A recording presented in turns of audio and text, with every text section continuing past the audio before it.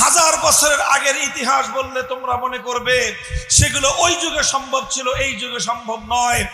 আজ আমরা আমাদের এই যুগের ইতিহাস পর্যালোচনা করছি যেন আগামী দিনে আমার তরুণ প্রজন্ম, নবীন প্রজন্ম, ছাত্র জনতা, নবীন আলেম ওলামা তারা যেন এভাবেই আগামী দিনে হকের ঝান্ডা নিয়ে সামনে চলবার অনুপ্রেরণা হাসিল করতে পারে।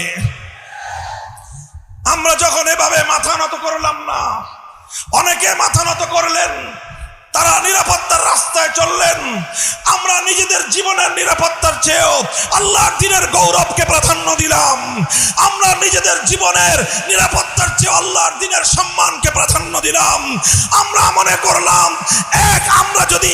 এক ব্যক্তি যদি আমাদের জীবন বিপন্ন হয়, আমার জীবনের বিনিময়ে যদি আল্লাহর দ্বীনের গৌরব সংরক্ষিত হয়, তাহলে শুধু আমি একা নয়, আমার মতো